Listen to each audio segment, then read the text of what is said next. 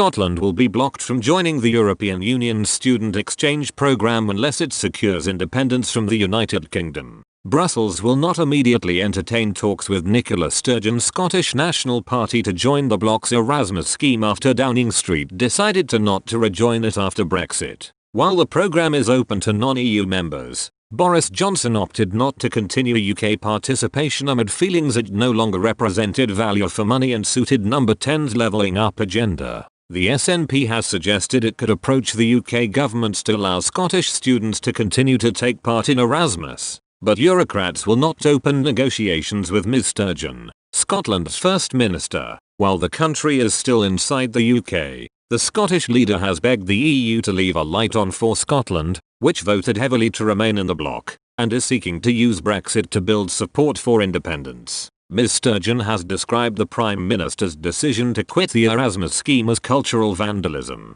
Instead, the Prime Minister has proposed a new £100 million programme, named after wartime codebreaker Alan Turing, to open up overseas study opportunities for students from disadvantaged backgrounds in England, Scotland and Wales. Students in Northern Ireland will remain eligible for Erasmus after the Irish government moved to fund their participation. Asked whether Scotland could rejoin Erasmus, a European Commission spokesman said, "The UK government decided that it no longer wanted to take part in Erasmus, which is something that we regret." And EU sources said Scotland would first have to win its independence before being considered a suitable participant in the programme. Scottish students made up the bulk of UK participants in Erasmus, with 14,000 taking part in the scheme between 2014 and 2018. The Westminster government was keen to avoid rejoining the programme because ministers felt it was more available to wealthier and privileged students. Last week Richard Lochhead,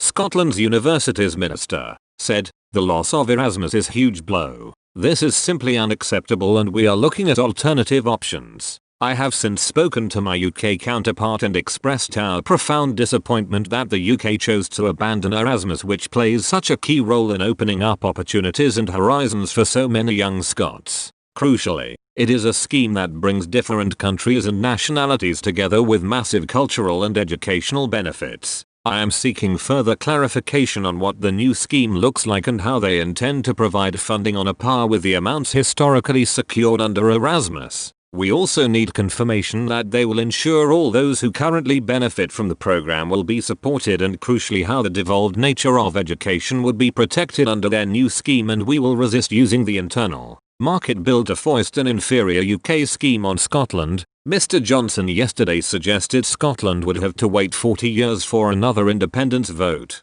The Prime Minister compared the wait between ballots on joining and leaving the EU with the 2014 decision on Scotland to remain part of the UK. He told the BBC's Andrew Marr show, "Referendums in my direct experience in this country are not particularly jolly events. They don't have a notably unifying force in the national mood. They should only be once in a generation." Asked whether there was a difference between the historic referendum on EU membership and the vote demanded on Scottish independence, the Prime Minister said, "The difference is we had a referendum in 1975 and we had another one in 2016. That seems to be about the right sort of gap. Applying the same theory to the Scottish question would mean another vote would not be held until 2055.